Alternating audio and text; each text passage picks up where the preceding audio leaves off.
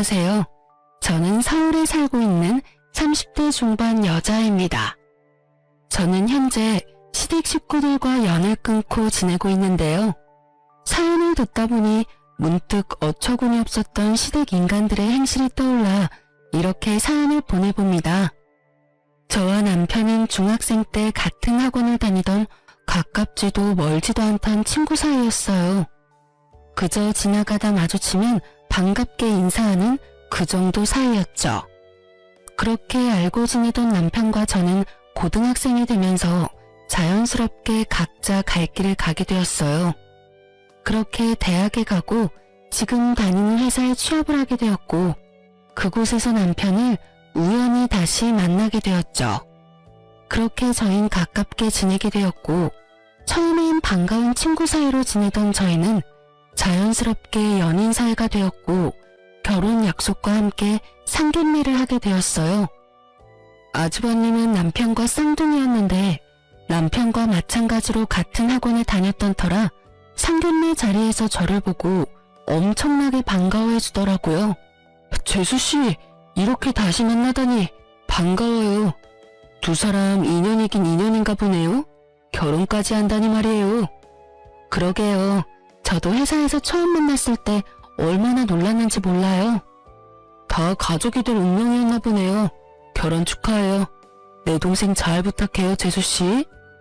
이렇듯 저희는 알던 사이더라도 서로 간에 예의는 차리며 인사를 나누었고 상견례 자리도 화기애애한 분위기에서 잘 마무리되었어요.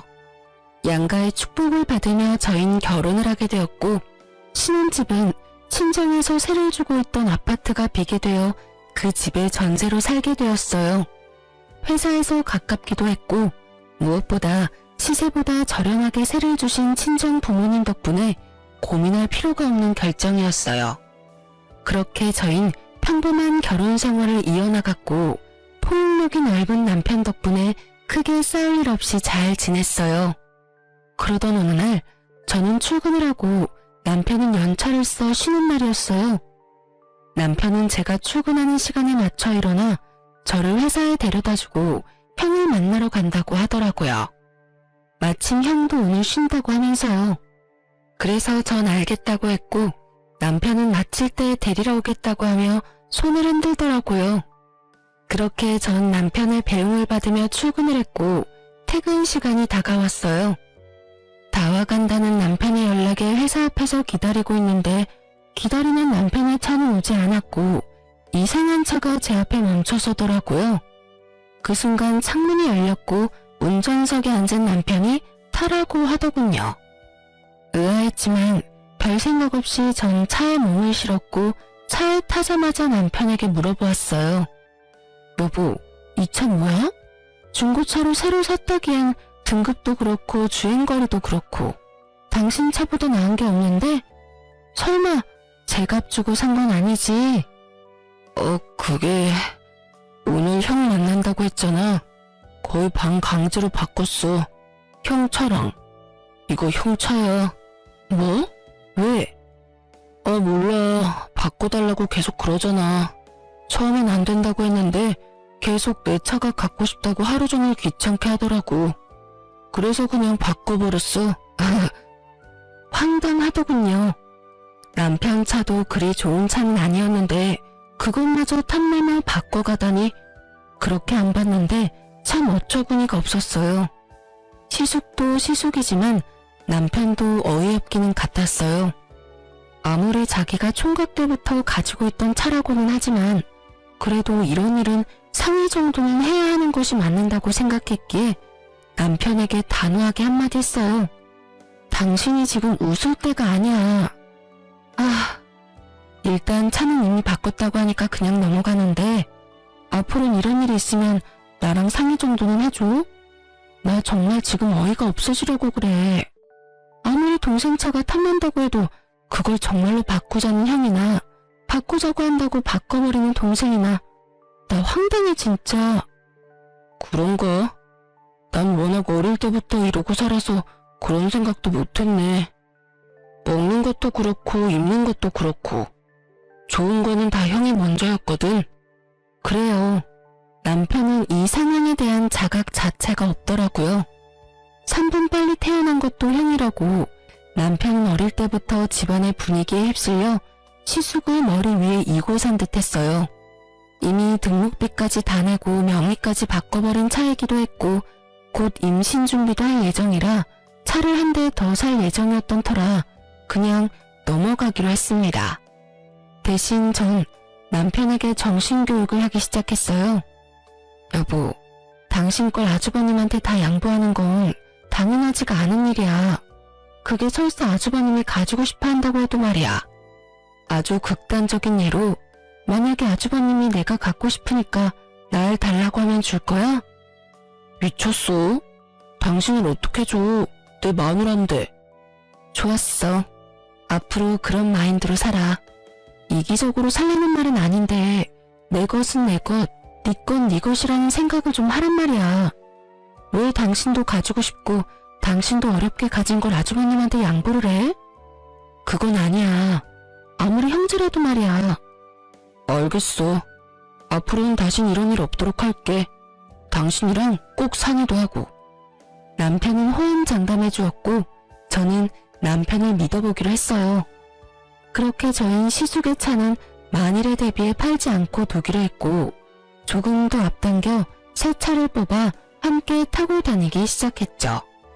그러던 어느 날 시부의 생신이 다가왔고 남편과 저는 퇴근 후 바로 약속 장소로 가게 되었어요. 그때까진 시댁과 얼굴 붉히는 일 한 번 없이 잘 지내고 있었던 터라 기쁜 마음으로 시댁 식구들이 모인 곳으로 걸어가고 있었어요. 그런 저희를 아주버님도 발견했는지 손을 흔들더니 저희가 의자에 앉기도 전에 말을 걸어오더라고요. 야, 너 차 바꿨냐? 좋던데? 정확히는 차 이야기였지만요. 도대체 언제 본 것인지 이때부터 시작된 차 이야기는 끊기지 않더군요. 언제 샀어? 나랑 차 바꾼 지 얼마나 됐다고. 그제 저렇게 좋은 차도 다 사고. 능력 좋다. 능력 좋기는 논짝만 우리 거고 다 대출이지 뭐. 우리 이제 임신 계획도 세우고 있고 원래 바꿀까 생각도 하고 있던 터라 그냥 앞당겨서 샀어. 이제 아기 생기고 출산하게 되면 이 사람하고 아기하고 타고 다녀야 하니까 부담되더라도 안전하고 좋은 차로 산 거고. 이렇게 말한 남편은 더는 차 이야기가 하고 싶지 않다는 듯 티가 나게 시부에게 말을 걸며 말을 돌려버렸지만 시숙은 그런 남편에게 끈질기게 차에 대해서 물어보더라고요. 어찌나 캐묻는 것인지 남들이 보면 남편에게 차를 사러 온 손님이라 착각까지 하겠더군요. 남편은 끊임없는 시숙의 물음에 대답하느라 밥은 먹는 둥 마는 둥 했고 전 그런 남편이 신경 쓰여 가만히 있을 수가 없더라고요. 사실 시숙의 차 이야기가 거슬리기도 했고요. 아주버님, 차 이야기는 이제 그만하시고 식사하세요. 음식 다 시켰어요. 당신도 얼른 먹어. 아까 회사에서부터 배고프다고 했잖아. 제 말에 시숙은 합주기가 되었고 시모는 사랑하는 장난말을 막은 저의 태도가 마음에 들지 않는지 연신 헛기침하더라고요. 그것도 저를 노려보다시피 하면서요. 시댁 식구들의 분위기를 보아하니 그간 남편이 어떻게 지냈는지 대충 알겠더라고요. 미쳐 날뛰는 시숙과 그런 시숙이라면 뭐든 다 잘한다 했을 시부 시모, 그리고 그 사이에서 뭐든 다 양보하며 살아온 남편까지. 전 시모가 노려보든 말든 남편을 챙겨주며 남편의 길을 살려주었고 저를 노려보던 시모도 이내 저에게서 시선을 거두고 시부와 시숙을 챙겨주더군요. 분위기가 티나게 확 가라앉았던 터라 이쯤 하면 더는 차 이야기는 꺼내지 않겠지 했는데 시숙은 식사 자리가 끝나고 주차장을 가는 내내 저에게부터 차 이야기를 하더라고요. 저의 표정은 점점 굳어져만 갔고 남편은 해탈을 했는지 표정에서 그 어떠한 감정도 보이지 않더군요. 이윽고 우리 차 앞에 섰을 때 시숙의 입에선 어이없는 말들이 흘러나오더군요. 야, 차키 좀 줘봐. 차키는 왜? 승차가 못 던지 보게. 조심해서 탈 테니까 얼른 차키 줘봐. 전 제 두기를 의심했어요. 차키를 맡겨둔 것도 아니고 어쩜 저렇게도 당당하게 차키를 달라고 하는 것인지 도무지 이해가 되지 않더라고요. 시숙도 시숙이었지만 더 어이없는 건 시부시모였어요. 시숙이 차키를 달라고 하니 말리기는커녕 고개까지 끄덕이며 남편에게 차키를 내놓으라고 하는데 헛웃음이 나려고 하더군요.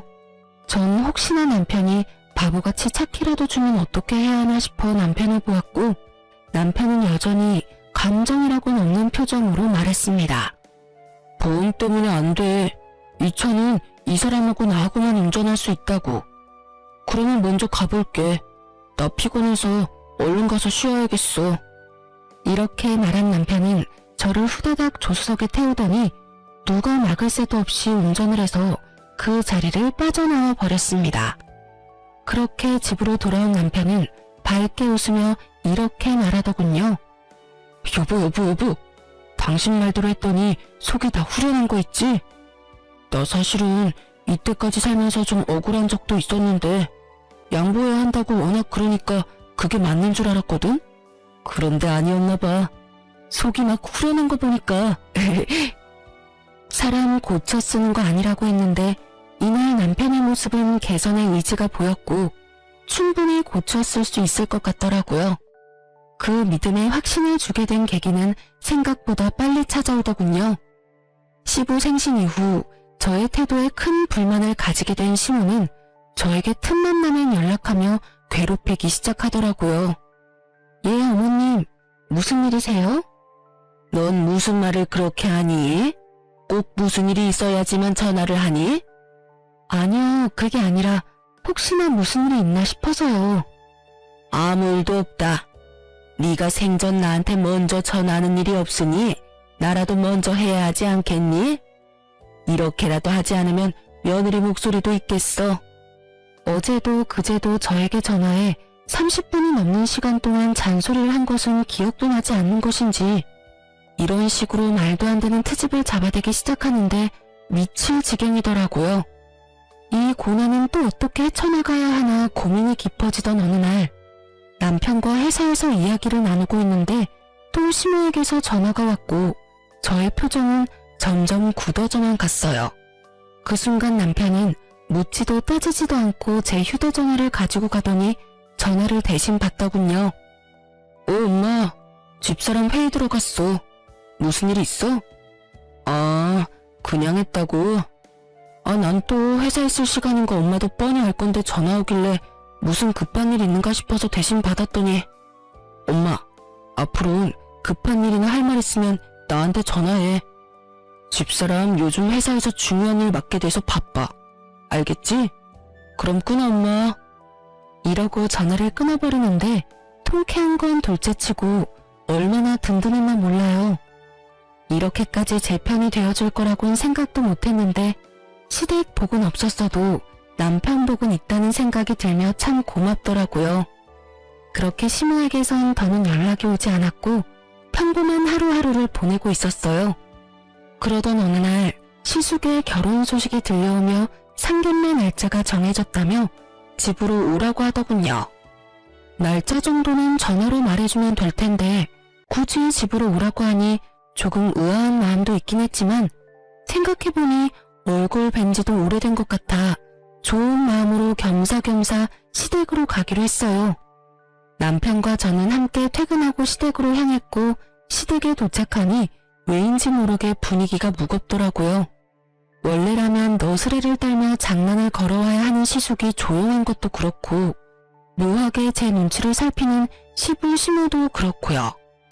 남편은 무언가 알지 않을까 하는 마음에 남편의 눈치를 살피니 남편 역시 아무것도 모르는 눈치더라고요.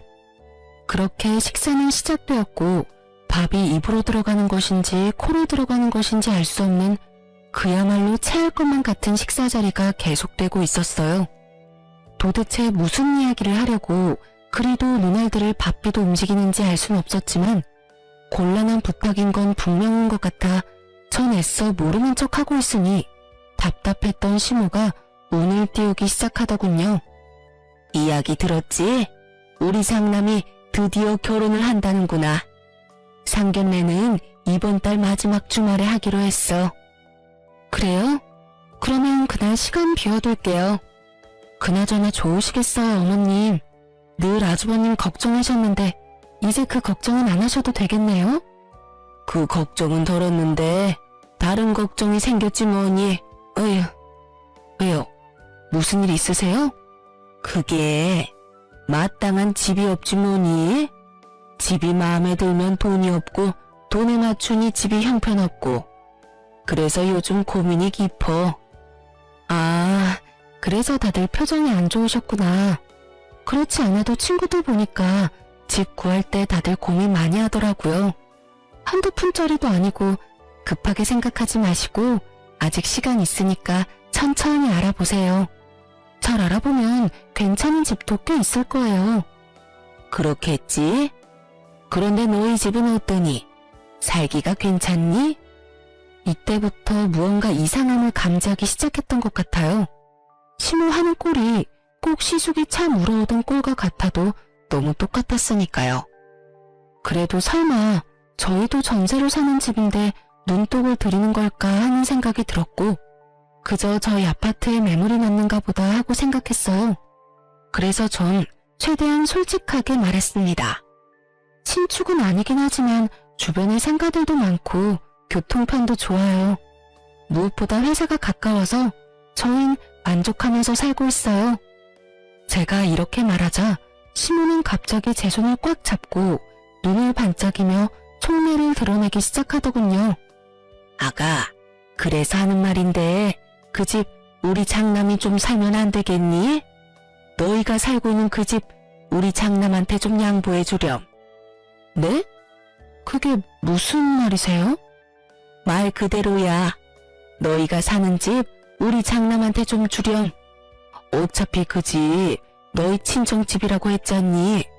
네 친정의 자식이라고는 너 하나뿐이니 지금은 전세로 새들어 살고 있어도 언젠가는 다 네 것이잖니. 그러니 친정에다가 말 좀 잘해서 일찍 물려달라고 하고 그 집 물려받으면 네 신랑 명의로 해놓으렴.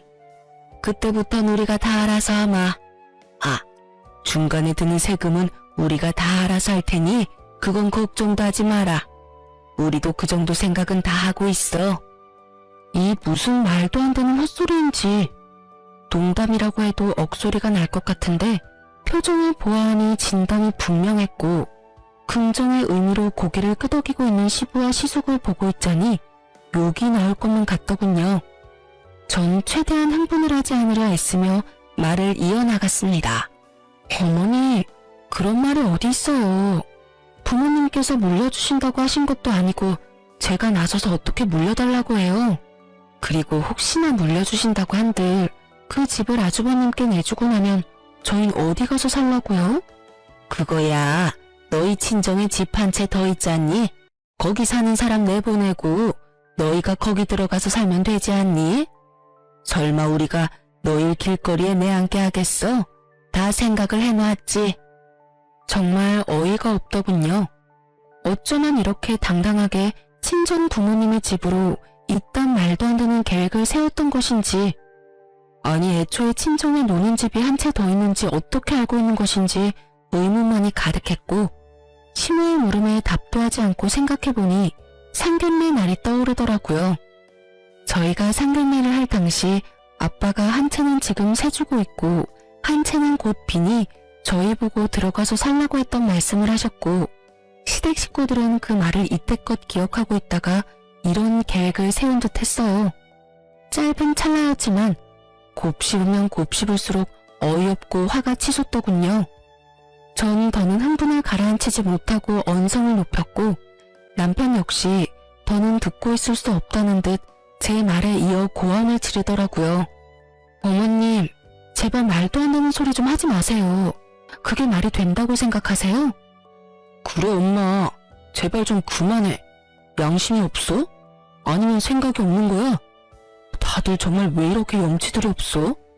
뭐? 집을 내놓으라고? 우리한테 집 맡겨놨어? 심지어 그 집 처가집이야. 우리 돈으로 장만한 집을 내놓으라고 해도 제정신이 아니라고 할 마당에 뭐? 처가에서 집을 받아와서 내놓으라고? 그게 제정신 박힌 사람들이 할 일이야? 그야말로 남편은 울분을 토해내기 시작했고, 그런 남편을 보던 시부가 자리에서 벌떡 일어나더니 남편의 뺨을 때리더라고요. 어디서 큰 소리인 거야? 네 눈에는 부모는 보이지도 않는 거냐? 내가 널 이따위로 가르치든? 그럼 이 말도 안 되는 소리를 그냥 듣고만 있어야 했나요? 뭐가 그렇게 말도 안 된다는 말이냐? 우리도 다 생각해보고 내린 결론이야. 어차피 노는 집이고 어차피 너희가 물려받을 집인데 좀 일찍 물려받아서 네 형 결혼 선물로 집 한 채 주는 게 뭐 큰일이라고 이리도 큰 소리인 거야? 뭐가 그렇게 큰일이라고 하셨어요? 이게 큰일이 아니라고요? 그래, 너희가 눈 딱 감고 집만 받아오면 간단하게 해결될 일 아니냐? 저것도 말이라고 하는 것인지 참 대단한 인간들이라는 생각만 들더군요. 남편 역시 더는 말이 통하지 않는다고 생각했는지 제 손을 잡고 일어나며 단호하게 한마디 했어요. 전혀 간단하지 않고요. 저흰 절대 처가에서 집 받아올 생각도 없고 혹시나 집을 받게 되더라도 줄 생각은 전혀 없으니 헛물 캐지 말고 그 시간에 능력에 맞는 집이나 더 알아보세요. 아시겠어요? 이렇게 말한 남편은 대답은 들을 필요도 없고 더는 말 섞을 필요도 없다는 듯 저를 끌고 시댁에서 나와버렸습니다. 그날 이후 시댁에선 연락이 없었지만 시숙에게선 적잖게 연락이 왔고 남편은 절대 안 된다는 말만 반복하며 전화를 끊어버리더군요. 그렇게 상견례 날이 되었고 저희는 고민하던 끝에 상견례에 참석하기로 했어요. 저희는 저희의 뜻을 분명히 밝혔고 아무리 상황이 이 지경이라도 형제가 있는 것을 뻔히 알 텐데 참석하지 않으려고 하니 마음이 불편해 많이 고민하고 내린 결정이었죠. 걱정이 많았던 상견례 자리는 저희 때와 마찬가지로 비교적 좋은 분위기로 이어지고 있었고 이런저런 이야기가 오가다 시숙의 예비 장모님께서 집 이야기를 꺼내더군요. 그건 그야말로 파국의 시작과도 같았죠. 혹시 집은 어떻게 하시기로 하셨나요? 저흰 사돈댁 의견에 맞추겠습니다. 집을 해주신다고 하신다면 저희도 거기에 맞게 다 해서 시집 보낼 것이고 애들끼리 알아서 하게 하신다면 그것도 상관없습니다. 혹시 따로 계획하고 계신 것이 있으면 말씀해 주시겠어요? 들어보니 반반 결혼도 전혀 상관이 없다는 말이었고 여러 가지 생각이 스치더군요.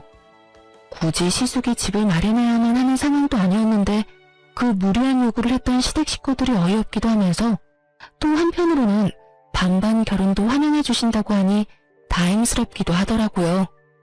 이젠 그 말도 안 되는 요구를 하는 일은 없겠다 싶어서요.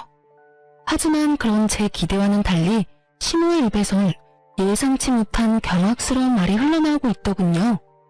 아유, 애들끼리 알아서 한다니요. 요즘 아무리 세상이 변했다고 해도 집은 남자가 해가야죠. 마침 괜찮은 아파트가 있어서 사려고 하고 있어요. 아, 그러세요? 그러면 거기에 맞춰서 혼수 준비하도록 할게요. 대략 몇 평쯤 되나요? 32평이에요. 층은 20층인데 전망도 좋고 주변 상가도 많이 들어와 있어서 생활하는데 불편함이 없을 거예요. 아, 신축은 아닌데 관리가 잘 돼서 아주 괜찮다고 하더라고요. 거기에다가 교통편도 아주 좋고요. 그래요?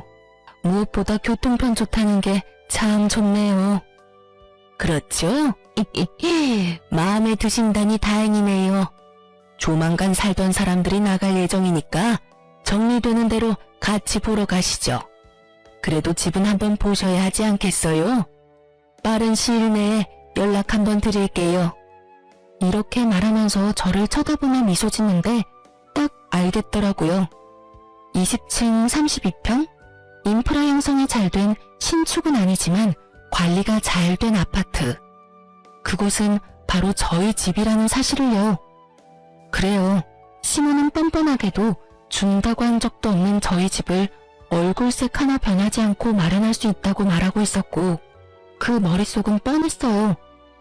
아마 모르긴 몰라도 상견례 자리에서 공포하듯 말하면 저희가 어쩔 수 없이 집을 내놓을 거라 생각했겠죠. 그 얼마나 어이없고 멍청하게 짝이 없는 생각인 줄도 모르고요.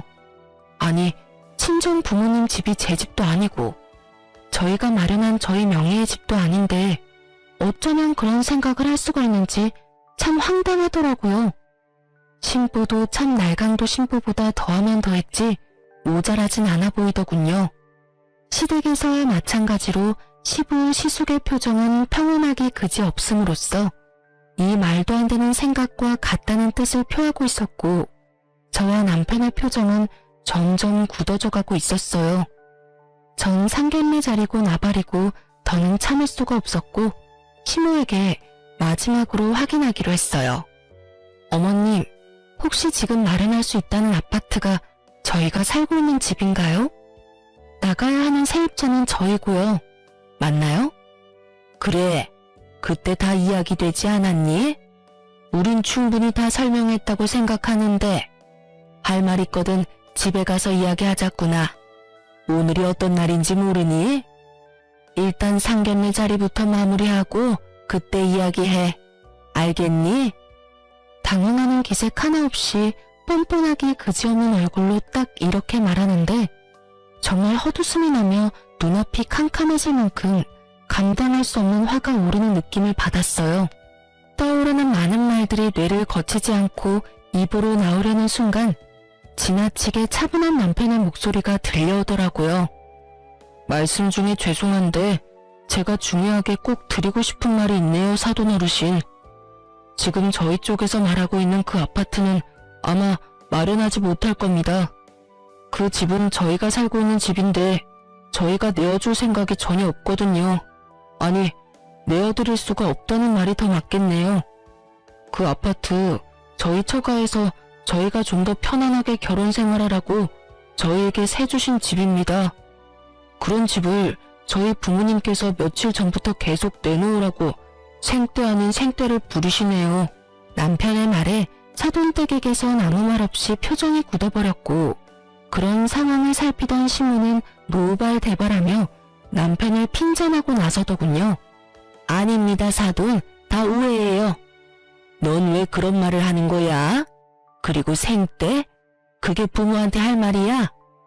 그럼 이걸 보고 생떼라고 그러지 달리 뭐라고 할 수 있겠어? 분명 안 된다고 했지. 처가에 집을 맡겨놓은 것도 아니고 형이 장가가는데 왜 우리가 처가댁에서 집을 받아와야 해? 그것도 주신다고 한 적도 없는 집을 말이야. 그런 걸 보고 날강도 신부라고 하는 거야, 엄마. 어때요, 사돈 어르신들? 제 말이 틀렸습니까? 저희 부모님께서 처가에 가서 집을 받아오라고 하더군요. 그것도 두 채나요.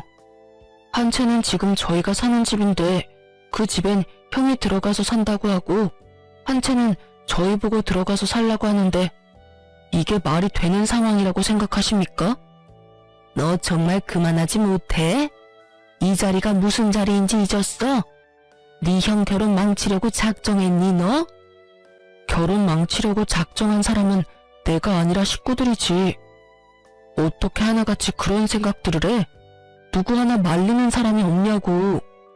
그때도 분명하게 말했는데 못 알아들을 것 같으니까 다시 한번 말해줄게. 우린 절대로 처가에 집 달라고 할 생각도 우리가 사는 집 내줄 생각도 없으니까 쓸데없는 꿈 꾸지 마. 알겠어? 내 부모, 내 형이지만 난 정말 이해가 안 된다. 어쩌면 이리도 뻔뻔하게 이런 생각, 이런 말을 할 수가 있는지 말이야. 개판 5분 전. 딱 이 말에 어울리는 분위기가 되고 눈알이 튀어나오게 남편을 노려보며 씩씩거리는 시부 시모와 자신의 예비처가 식구들의 눈치를 살피는 시숙. 그리고 여전히 평온하기 그지없는 남편 사이에 무거운 정막만이 흐르던 그때 시숙이 입을 열더군요. 너 왜 이렇게 변했어? 너 원래는 이렇지 않았잖아. 다 잊었냐? 네가 가진 건 다 내 거라는 걸. 너 역시 그걸 당연하게 생각하고 이때껏 나한테 다 양보하며 그렇게 살았잖아 너. 그런데 왜 이제 와서 이러는 거야? 그깟 집 좀 주면 되는 건데 어차피 네 집도 아니고 처가에 그냥 받아오면 되는 건데 그것도 못 해줘? 자동차는 국말 없이 넘겨놓고 왜 집은 안 되냐고. 이 무슨 제 무덤 스스로 파는 짓거리인지. 시숙은 친절하게도 자신이 얼마나 파렴치하고 상식 이하의 인간인지 스스로 증명하고 있었고, 형님이 될 뻔했던 여자의 표정은 실시간으로 썩어가고 있더라고요.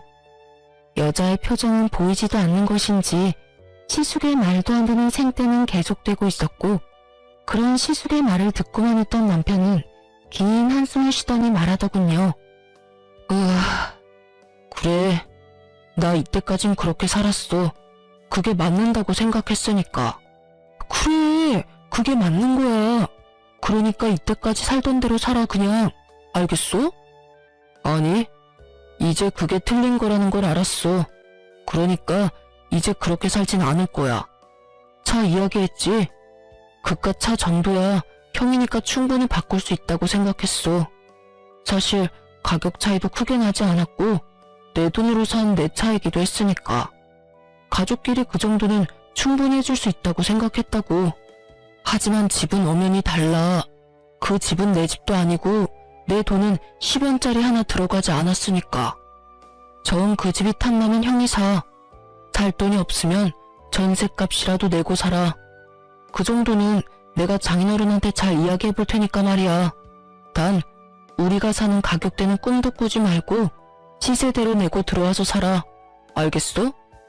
남편은 오목조목 흥분 하나 하지 않고 말하더라고요. 그 모습을 지켜보고 있는데 든든하기도 하고 통쾌하기도 해서 10년 묵은 채증이 쑥 내려가는 기분마저 들더군요. 이런 제 심정과는 달리 아무 말 하지 않고 있던 시부가 머리 끝까지 화가 나는지 막말을 쏟아내기 시작했어요. 너 이 새끼야, 지금 뭐 하는 짓이야?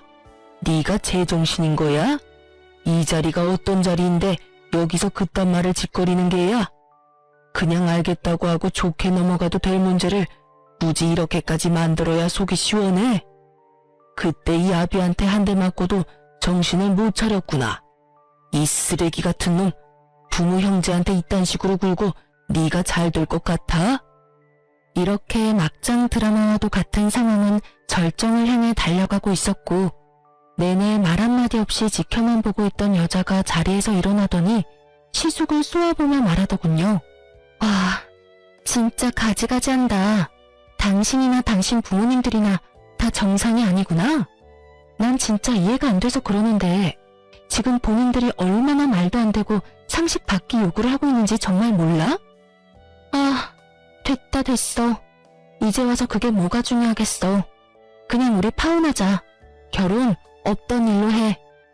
여자의 말이 끝나자마자 참고 있던 여자의 부모님들은 말 섞을 가치도 없다는 듯 자리를 떠나버렸고, 여자도 나가려는 순간 시숙이 무릎까지 꿇고 앉아 여자를 붙잡고 애원을 하기 시작하더군요. 자기야, 왜 이래? 파혼이라니. 결혼을 하지 말자니. 우리 사랑하잖아. 그런데 어떻게 헤어져서 살아? 응? 그러지 말고 다시 생각해. 당신도 나 없이는 못 산다고 결혼하자고 했었잖아. 사랑? 당신 없이 못 살아? 그건 그때고 지금은 달라졌어. 그땐 당신이 이렇게까지 파렴치한 인간인지 몰랐을 때 말이고, 지금은 당신이 얼마나 인간 이하의 생각을 가지고 있는지 다 알아버렸거든. 무슨 말을 그렇게 해? 아, 아파트 때문에 그래? 그거라면 아무 걱정하지 마. 이 녀석이 요즘 좀 제정신이 아니라서 그래. 조금만 기다려주면 내가 무슨 수를 써서라도 아파트 받아올게.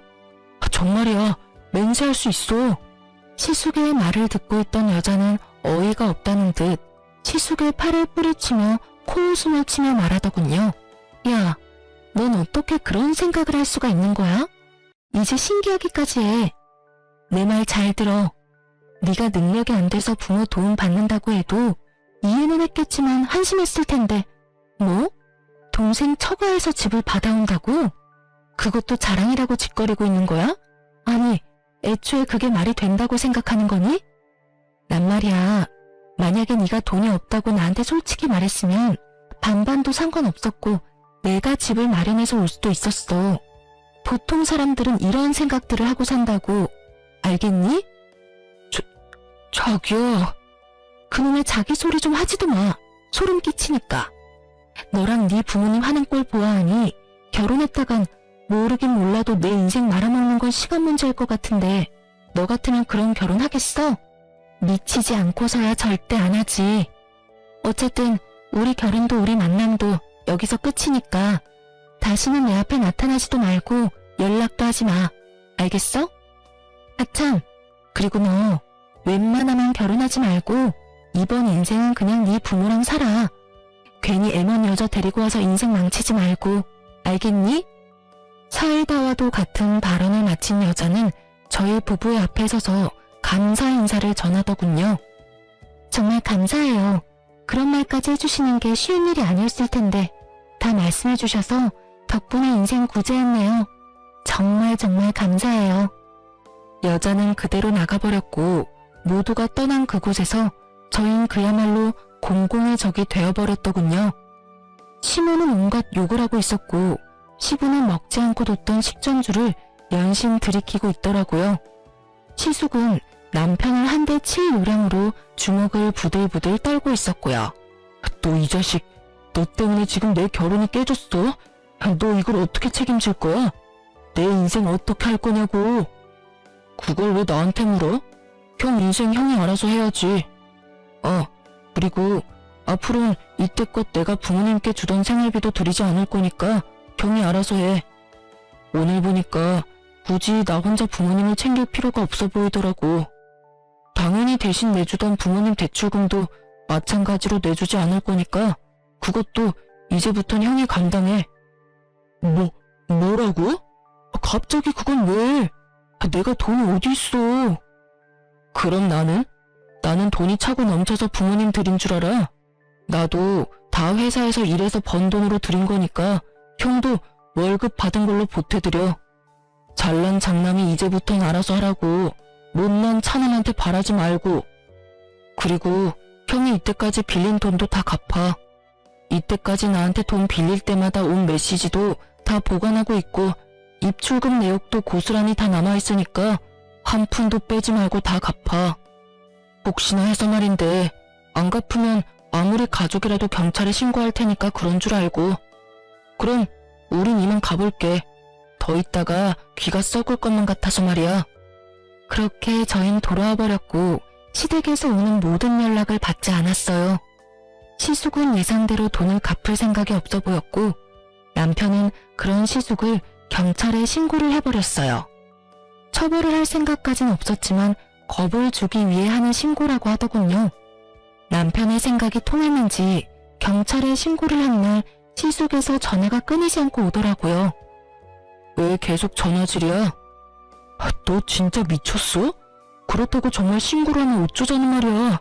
경찰서에서 전화까지 왔다고. 그러게 내가 돈 갚으라고 했잖아. 경찰에 신고한다고. 야, 이 미친 새끼야. 네가 인간이야? 어떻게 이렇게까지 하냐고. 이렇게까지 해야 형이 내 돈을 갚을 것 같더라고.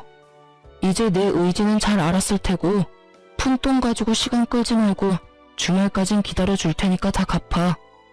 만약에 이번에도 내 경고 무시하면 다음 주엔 경찰서에서 보게 될 테니까 그런 줄 알고 전화 끊어. 남편은 그대로 전화를 끊어버렸고 저를 향해 옅은 미소를 보여주더군요. 착잡해 보이더군요. 하지만 그 착잡함도 잠시 소식을 전해 들은 시부모가 집으로 찾아왔고 문을 열어주지 않으니 동네가 떠나가라 소리를 지르고 문을 두드리더군요. 그런 자신의 부모의 모습에 오만정이 떨어진 듯 남편은 아무 말이 없었고요. 그렇게 끝까지 밑바닥을 다 드러낸 시부 시모는 저희가 도무지 문을 열어줄 기색도 보이지 않자 돌아가 버렸고 주말이 되기 전 시숙은 돈을 입금했더라고요.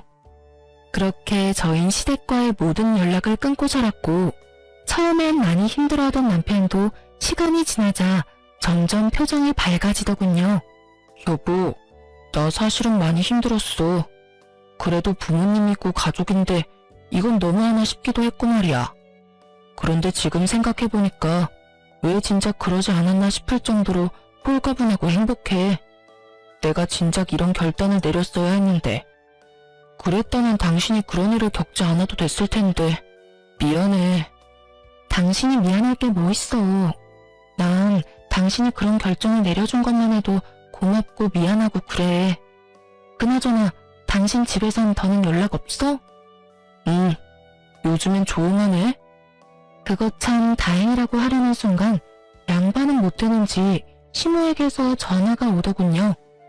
한동안 뜸했던 시모에게서 온 연락이라 남편은 잠시 고민을 하다 전화를 받았고 시댁은 그야말로 파탄이 나 있더군요. 무슨 일이야? 이제 다신 연락하는 일 없는 줄 알았는데. 아들, 엄마 아빠 좀 살려줘. 우리가 다 잘못했어. 왜 나한테 그런 말을 해? 그 잘난 장남은 어떻게 하시고. 그게 그놈 집 나갔어. 글쎄 네가 보태주던 돈을 다 자기가 내야 한다고 생각하니까 그게 아까웠는지 갑자기 독립을 한다고 하면서 짐을 싸서 나가버렸지 뭐야. 그리곤 연락조차 안 된다. 그래서? 그래서라니? 너도 알다시피 우리한테 돈이 어디 있어? 이 집 마련하느라 그나마 있던 돈도 다 쓰고 집 대출금만 남은 거 너도 알잖니? 이제 와서 일을 할 수도 없는 노릇이고. 그래서 하는 말인데 예전처럼 돈 좀 도와주면 안 되겠니? 앞으론 다른 건 바라지도 않으마. 그저 네 부모 생활만 할 수 있게 좀 도와주렴. 엄마, 잘 들어?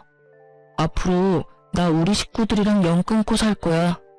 자식으로서의 도리는 충분히 했다고 생각하고 있지만 상황이 이러니 형한테 돌려받은 돈 엄마 줄 테니까 급한 불 붙었고, 그게 내가 엄마한테 마지막으로 해주는 도리니까 그런 줄 알고 앞으로 연락도 하지 말고 찾아오지도 마.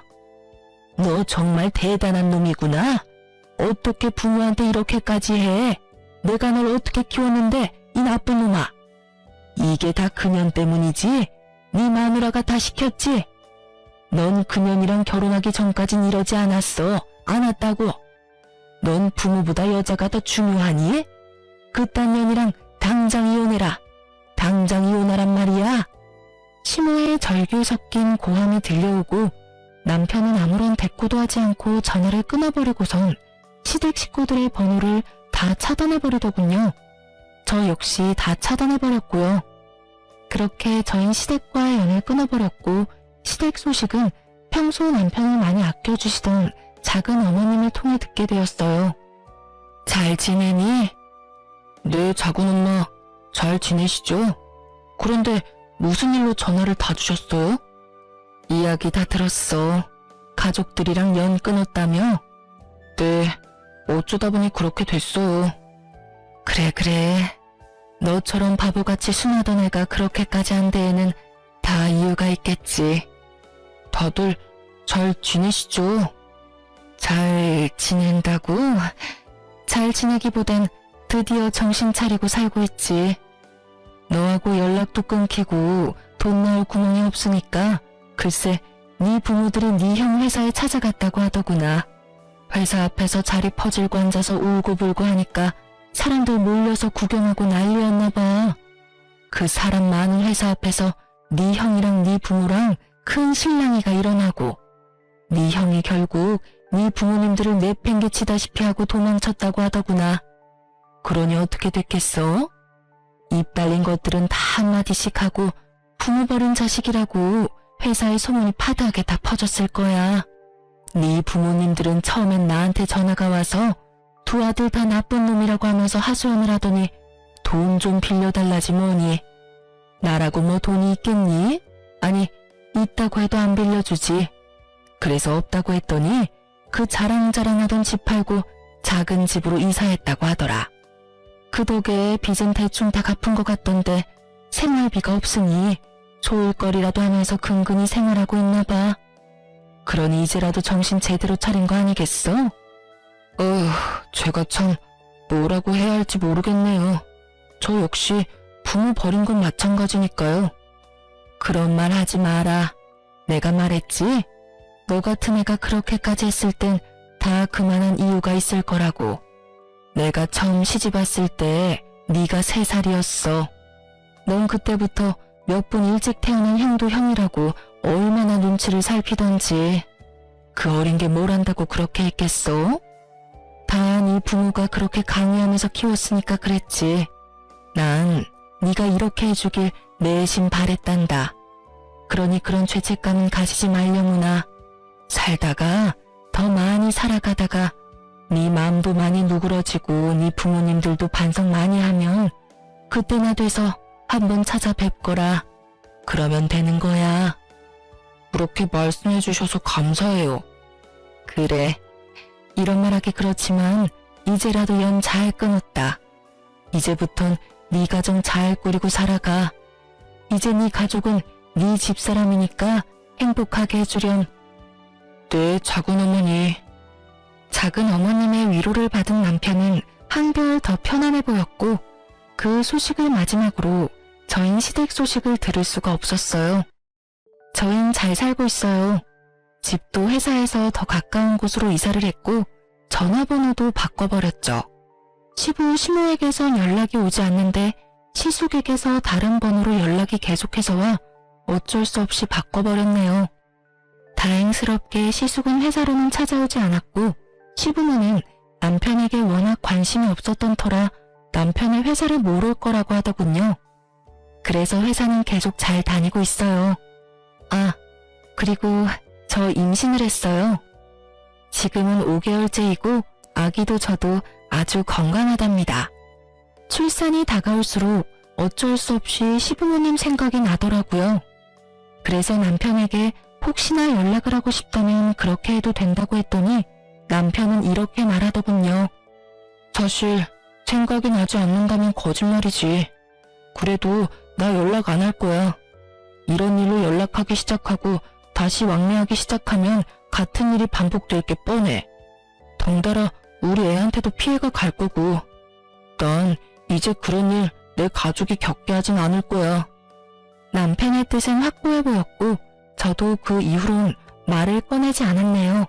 그러면서 하는 말이 그래도 돌아가시기 전엔 연락을 드려 찾아뵐 것이라고 했고 그땐 저도 함께 하겠다고 했어요. 저흰 이렇게 살고 있어요. 요즘 남편과 저의 유일한 낙은 건진 때마다 무럭무럭 자라고 있는 아기를 보는 것이네요.